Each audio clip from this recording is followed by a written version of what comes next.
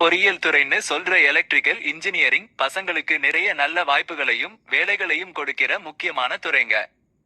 ஏன் இந்த துறையை தேர்ந்தெடுக்கணும் அப்படின்னு நீங்க கேட்கலாம். மின்சாரம்ங்கிறது நம்ம இப்போ வாழ்ற உலகத்தோட ரொம்ப முக்கியமான ஒரு தேவை.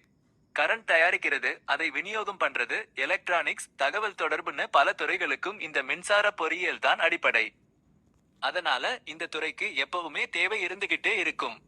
இந்த துறையை படிக்கிறவங்க ஒரு குறிப்பிட்ட வேலைக்குள்ள மட்டும் அடங்கி போகாம பலவிதமான கம்பெனிகள்லயும் வேலை செய்யலாம். உதாரணத்துக்கு உற்பத்தி கம்பெனிகள், போன் கம்பெனிகள், கரண்ட் தயாரிக்கிற ஆலைகள், சூரிய சக்தி, காற்றாலைன்னு புதுசா வர்ற எனர்ஜி துறை, கார் கம்பெனிகள், விண்வெளி ஆராய்ச்சி, ஐடி துறைன்னு பல இடங்கள்லயும் இவங்களுக்கு வாய்ப்புகள் கொட்டி கிடக்குது.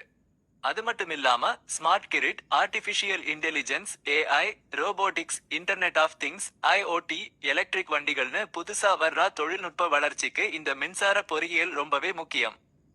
இந்த துறையை நீங்க படிச்சீங்கன்னா புது புது கண்டுபிடிப்புகள்ல நீங்களே நேரடியா பங்கு கொள்ள முடியும். மின்சார பொறியாளர்களுக்கு மார்க்கெட்ல நல்ல டிமாண்ட் இருக்கிறதால அவங்களுக்கு நல்ல சம்பளமும் கிடைக்குது. கரண்ட் தேவைப்படுற வரைக்கும் இந்த துறைக்கு வேலைவாய்ப்புகளும் நிலையாயிருக்கும். வெளிநாடுகள்லயும் வேலை பார்க்கிறதுக்கான வாய்ப்புகள் நிறைய இருக்கு. ஏன்னா உலகமெங்கும் மின்சார அமைப்புகளும் தொழில்நுட்பங்களும் தேவைப்படுது. சுற்றுச்சூழல் பாதுகாப்புலையும் இந்த துறைக்கு பெரிய பங்கு இருக்கு. சூரிய சக்தி, காற்றாலை மின்சாரம் மாதிரி புதுப்பிக்கத்தக்க எரிசக்தி ஆதாரங்களை மேம்படுத்துறதுலயும் மின்சாரத்தை சிக்கனமா பயன்படுத்துறதுலயும் மின்சார பொறியாளர்கள் முக்கிய பங்காற்றுறாங்க. இதன் மூலமா சுற்றுச்சூழல் பாதுகாப்புக்கும் நீங்க உதவ முடியும். சரி, மின்சார பொறியியல் படிச்சா என்னென்ன வேலைகள் கிடைக்கும்னு பார்ப்போம். கரண்ட் தயாரிக்கிற, விநியோகம் பண்ற கம்பெனிகள், அதாவது தமிழ்நாடு மின் உற்பத்தி மற்றும் பகிர்மான கழகம் TANGEDCO மாதிரி அரசு நிறுவனங்கள்லயும் தனியார் கம்பெனிகள்லயும் நிறைய வேலைகள் இருக்கு. செல்போன்கள், கம்ப்யூட்டர்கள், வீட்டு உபயோகப் பொருட்கள் மாதிரி எலக்ட்ரானிக் சாதனங்களை உற்பத்தி பண்ற கம்பெனிகள்ல டிசைன் பண்றது, டெஸ்ட் பண்றது, உற்பத்தி பண்றதுன்னு பல பிரிவுகள்ல வேலை பார்க்கலாம். 5G technology, fibre optic networks எல்லாம் இன்ஸ்டால் பண்ற போன் கம்பெனிகள்லயும் வாய்ப்புகள் இருக்கு. தொழிற்சாலைகள்ல மெஷின்களை ஆட்டோமேட் பண்றது, ஆட்டோமேஷன், அதை கண்ட்ரோல் பண்ற சிஸ்டங்களை வடிவமைக்கிறதுன்னு அந்த பணிகளிலும் ஈடுபடலாம்.